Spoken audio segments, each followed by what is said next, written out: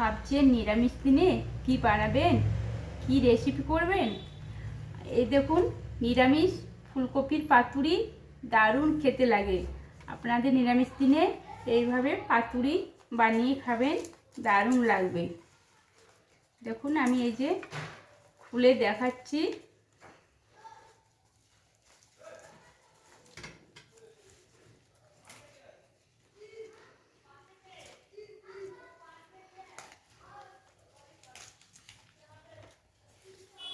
দেখেছেন, ফুলকপির পাতুরি দারুণ সুস্বাদু খেতে হয়। নিরামিষ দিনে এইভাবে আপনারা বানিয়ে নেবেন। ভালো লাগলে সাবস্ক্রাইব করে কমেন্ট করে জানাবেন, সাবস্ক্রাইব করে দেবেন। হ্যালো বন্ধুরা, সুস্মিতার হেসেলে সবাইকে স্বাগত। আজকে আমি একটা নতুন রেসিপি নিয়ে এসেছি, ফুলকপির পাতুরি। দেখছেন, আমি একটা ফ্রেশ ফুলকপি নিয়ে এসেছি মাঝারি সাইজের।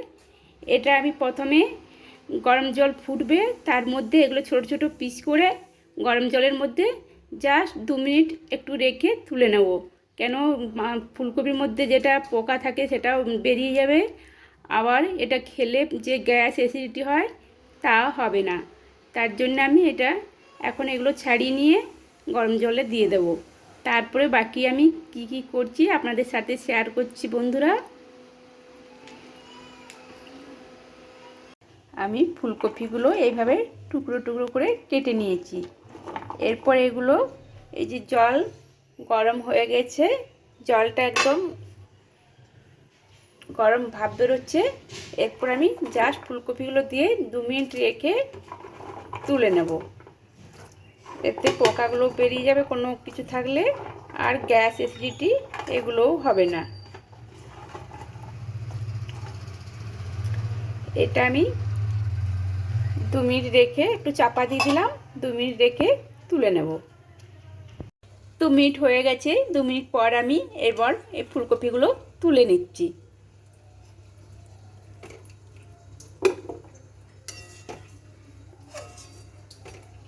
জল ঝরিয়ে তুলে নিলাম।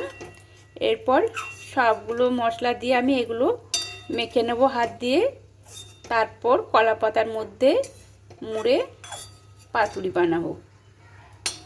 আমি এই 2 চামচ পোস্তর বাটা, 2 চামচ সরষে বাটা, হাফ চামচ গুঁড়ো লঙ্কা কাশ্মীরি, আর হাফ চামচ হলুদ, স্বাদ মতো লবণ, অল্প চিনি, এগুলো সব কিছু দিয়ে এবার আমি সরষের তেল দিয়ে দেবো। এটাতে সরষের তেল একটু বেশি করে সরষের তেল দিয়ে এগুলো সব কিছু দিয়ে আমি মেখে নেব। 3 চামচের মতো সরষের তেল দিয়ে দিলাম। আর এটাতে এর মধ্যে আমি অল্প নারকেল কোড়া দিয়ে দেব।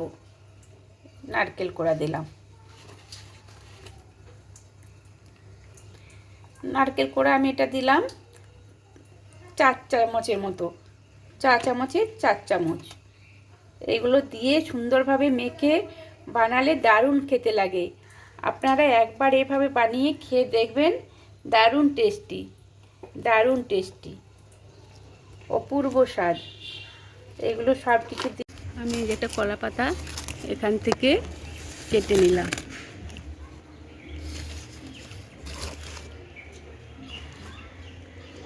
কলা পাতা একটা কেটে আনলাম। এটা দিয়ে পাতুরি বানাবো।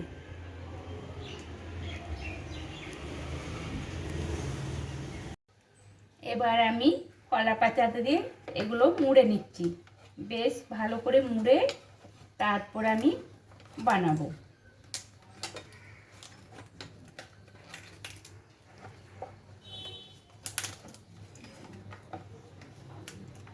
দেখেছেন, এরকম সুন্দরভাবে এইভাবে সুন্দরভাবে মুড়ে আমি এটা সুতো দিয়ে বেঁধে নেব।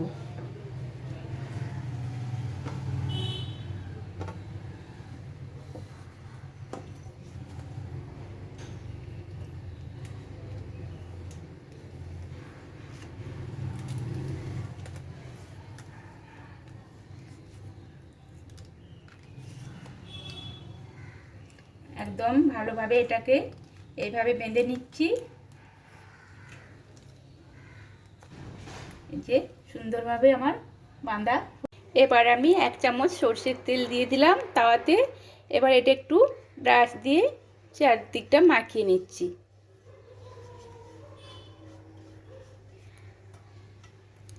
এরপর আমি এটা কলাপাতা মোড়াটা এখানে এভাবে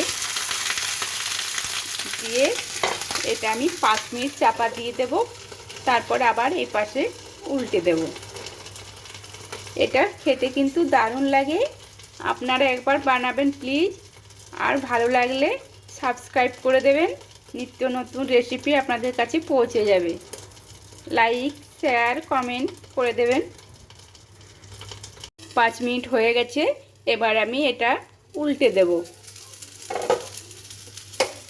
একবার এই পাশ থেকে এই পাশে আমি উল্টে দিলাম।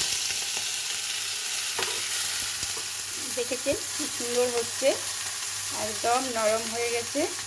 আবার এটা এখন টাইম লাগবে, আবার 5 মিনিট পরে এই সাইডে আরেকবার উল্টে দেব। এইভাবে আমি তারপর 2 মিনিট পরে একবার উল্টাবো, এইভাবে বানাবো।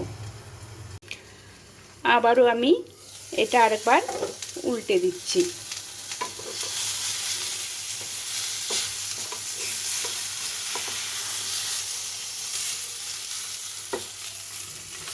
দেখেছেন একদম সুন্দরভাবে এগুলো নরম হয়ে যাচ্ছে। আবার আমি 2 মিনিট পর আরেকবার উল্টে দেব, তারপরে চাপা দিয়ে রেখে দেবো। এটা আবার 2 মিনিট পর আরেকবার আমি উল্টে দেব। আবারও আমি 2 মিনিট পর এটা আরেকবার উল্টে দিলাম।